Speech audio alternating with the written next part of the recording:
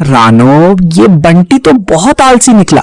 हमने इसे कितने प्यार और दुलार से पाल पोस कर बड़ा किया, लेकिन बंटी तो बस दिन भर पड़ा रहता है, ना कोई काम करता है और ना ही हमारी बात सुनता है। आपकी बात सही है, पर बंटी मेरी बात कब सुनता है? मैं जितना भी प्यार से समझाऊं, वो बस सुनकर अनसुना कर देता है।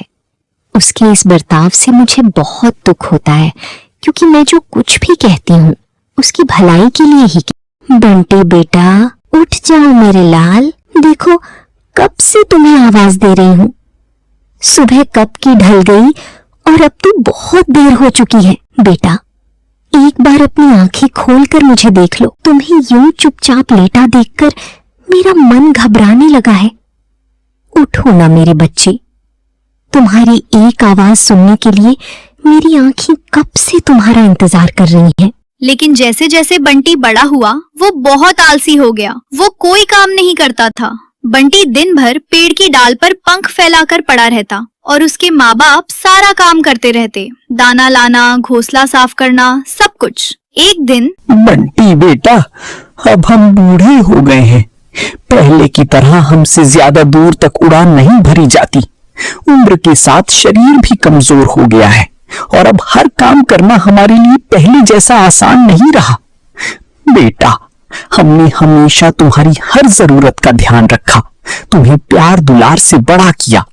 अब समय आ गया है कि तुम भी घर की जिम्मेदारियों को समझो और हमारे कामों में थोड़ा हाथ बटाओ। देखो बेटा, परिवार तभी खुश रहता है जब सभी एक दूसरे का सहारा बनते हैं। तुम्हारी छोटी सी मदद भी हमारे लिए बहुत बड़ी राहत होगी। इसलिए अब तुम भी समझदार बनो, घर के कामों में हमारा साथ दो और हमारा सहारा बनो मेरे लाल। हाँ बेटा बंटी, तुम्हारे पिताजी बिल्कुल सही कह रहे हैं। अब तुम छोटे नहीं रहे, बल्कि बड़े और समझदार हो गए हो। बेटा, समय के साथ हर बच्चे को अपनी जिम्मेदारियां समझनी पड़ती हैं। हमने तुम्हें हमेशा प्यार से पाला, तुम्हारी हर खुशी का ध्यान रखा। अब हमें भी तुम्हारे साथ और सहारे की जरूरत है। देखो मेरे लाल, जब बच्चे बड़े हो जाते हैं तो माता पिता का हाथ बटाना उनका फर्ज बन जाता है। तुम्हारी थोड़ी सी मदद और मेहनत हमारे लिए बहुत मायने रखती है। इसलिए बेटा, अब आलस छोड़कर जिम्मेदार बनो, घर के कामों में हमारा साथ दो, ताकि हमें ये महसूस हो कि हमारा बेटा सचमुच बड़ा और समझदार हो गया है। अरे माँ, पिताजी, आप लोग बेवजह मेरी चिंता करते हैं। मैं तो सोचने में ही इतनी मेहनत कर लेता हूँ कि उसके बाद कुछ और करने की ताकत ही नहीं बचती। और फिर आराम करना भी कोई आसान काम है क्या? उसके लिए भी तो बहुत मेहनत करनी पड़ती है। दिन भर मैं यही सोचता रहता हूँ कि कब कहाँ बैठूं, कब लेटूं और कैसे आराम करूं। इसलिए आप लोग मुझे काम के लिए मत कहिए, क्योंकि मैं तो आराम करने की मेहनत में ही पूरा थक जाता हूँ। ये कहकर बंटी उनकी बात को हमेशा टाल देता। माँ बाप की चिंता एक दिन दोनों आपस में बात करते हैं। सुनिए जी, मुझे लगता है कि हमारा बंटी अब बड़ा हो गया है। अब उसकी शादी के बारे में भी सोचना चाहिए। क्या पता शादी के बाद उसमें थोड़ा बदलाव आ जाए। शायद वो अपनी जिम्मेदारियों को बेहतर ढंग से समझने लगे, घर परिवार का महत्व जाने और पहले से अधिक समझदार बन जाए। रानू, तुम बिल्कुल सही कह रही हो। मुझे लगता है कि अब बंटी की शादी कर देनी चाहिए। शायद शादी के बाद उसकी जिंदगी में नई जिम्मेदारियां आए और वो पहले से ज्यादा समझदार और मेहनती बन जाए। जब उसकी पत्नी उसे घर परिवार की जिम्मेदारियों का एहसास कराएगी, तो हो सकता है कि वो अपने भविष्य के बारे में गंभीरता से सोचना शुरू कर दे। आखिर हम कब तक उसके हर काम में उसका सहारा बने रहेंगे? एक ना एक दिन उसे अपने पैरों पर खड़ा होना ही होगा। इसीलिए मेरा मानना है कि अब बंटी के जीवन की नई शुरुआत करने का समय आ गया है। चलो, उसके लिए एक अच्छी और संस्कारी लड़की की तलाश शुरू करते हैं। दोनों कुटकुट कबूतर के पास जाते हैं। अरे चाचा जी, आप लोग कहाँ जा रहे हैं? इतने जल्दी जल्दी में किस काम के लिए निकल पड़े? जरा हमें भी तो बताइए, आखिर बात क्या है? कुटुट भाई, हम आपके पास एक खास उम्मीद लेकर आए हैं। अब हमने तय कर लिया है कि बंटी की शादी कर देनी चाहिए। आप तो उसे बचपन से जानते हैं, वो बहुत अच्छा दिल का है, लेकिन पता नहीं क्यों धीरे धीरे इतना आलसी हो गया है कि किसी काम में मन ही नहीं लगाता। हमें चिंता भी होती है और दुख भी, मगर हमें पूरा विश्वास है कि शादी के बाद उसकी जिंदगी में नई जिम्मेदारियां आएंगी और वो बदल जाएगा। जब उसे अपने परिवार और भविष्य की फिक्र होगी तो वो मेहनत की कीमत भी समझेगा। इसीलिए हम चाहते हैं कि आप इस काम में हमारी मदद करें और बंटी के लिए कोई अच्छी, समझदार और संस्कारी लड़की ढूंढने में हमारा साथ दें। लेकिन चाचा जी, मैंने तो सुना है कि बंटी बहुत ही आलसी है। वो दिन भर बस आराम करता रहता है और किसी काम में उसका मन नहीं लगता। ऐसे में क्या वो घर परिवार की जिम्मेदारियां ठीक से निभा पाएगा? अरे कोई बात नहीं बेटा, हर इंसान में कुछ कमियां और कुछ अच्छाइयां होती हैं। हो सकता है समय और जिम्मेदारियां उसे बदल दें। वैसे मेरी नजर में एक बहुत ही अच्छी, संस्कारी और समझदार चिड़िया है। मैं उसके परिवार से बात करता हूँ। अगर सब कुछ ठीक रहा तो वो बंटी के लिए एक अच्छा जीवन साथी साबित हो सकती है। कुछ दिनों बाद बंटी की शादी हो जाती है। माँ बाप को बहुत उम्मीद होती है, लेकिन बंटी की पत्नी उससे भी 2 कदम आगे निकली। वो और भी ज्यादा आलसी और लालची थी। सुनो लाडो, अब तुम भी माँ पिताजी के साथ घर के कामों में थोड़ा हाथ बटाया करो। बेचारी माँ सुबह से शाम तक काम करती रहती हैं और पिताजी भी थक जाते हैं। तुम्हें उनकी मदद करनी चाहिए। घर के कामों में हाथ बटाने से सबका बोझ हल्का हो जाता है। जाओ, आज से थोड़ा ज्यादा ध्यान दिया करो। सुनो जी, मैं कोई काम नहीं कर सकती हूँ। मैं अपने मायके में भी कोई काम नहीं करती थी।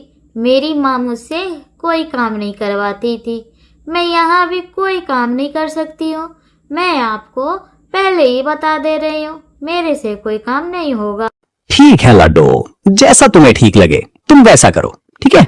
अब बंटी अपने माँ बाप द्वारा लाया गया दाना भी अपनी पत्नी को देने लगा। माँ बाप भूखे रह जाते, लेकिन बंटी को फर्क नहीं पड़ता। एक दिन बंटी की माँ बहुत बीमार हो जाती है। रानो, तुमने सुबह से कुछ भी नहीं खाया है। देखो, मैं तुम्हारे लिए अपने हाथों से खाना लेकर आया हूँ। ऐसे भूखे रहने से तबीयत और बिगड़ जाएगी। थोड़ा सा खा लो, फिर समय पर दवा भी ले लेना। तुम ही तो इस घर की ताकत हो। अगर तुम अपना ख्याल नहीं रखोगी तो जल्दी ठीक कैसे हो पाओगी।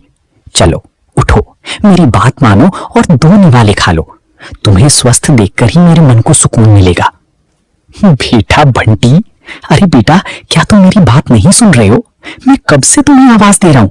जरा इधर आओ, मुझे तुमसे एक जरूरी बात करनी है। बंटी बेटा, क्या हुआ? लेकिन बंटी सुनकर भी अनसुना कर देता है। बंटी बेटा, अब तुम दाना लेने चले जाओ। तुम्हारी माँ की तबीयत ठीक नहीं है, इसलिए मुझे उनका ध्यान रखना है। तुम सावधानी से जाना और जल्दी वापस आना बेटा। पिताजी, मैं अभी दाना लेने नहीं जा सकता।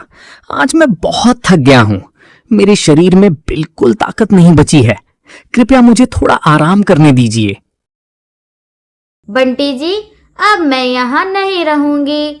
मैं अपने मायके चली जाऊंगी। आप भी मेरे साथ मेरे मायके चलो। हम लोग वहीं रहा करेंगे, ज्यादा अच्छा रहेगा। दोनों ससुराल पहुंचते हैं। सास और उसकी बेटी दिन भर आराम करती और सारा काम बंटी करता। दाना लाना, सफाई करना, सब कुछ। धीरे धीरे बंटी को अपनी गलती समझ आने लगती है। बंटी को अपनी गलती का एहसास हो जाता है। बंटी तुरंत अपने माँ बाप के पास लौट जाता है। माँ, पिताजी, मुझे क्षमा कर दीजिए। मुझसे बहुत बड़ी भूल हो गई। आप दोनों ने हमेशा मुझे सही रास्ता दिखाने की कोशिश की, हर कदम पर समझाया और मेरा भला चाहा, लेकिन मैं ही अपनी मूर्खता और अहंकार में आपकी बातों का महत्व नहीं समझ पाया। आज अपनी गलती का एहसास होने पर मुझे अपने किए पर गहरा पश्चाताप हो रहा है।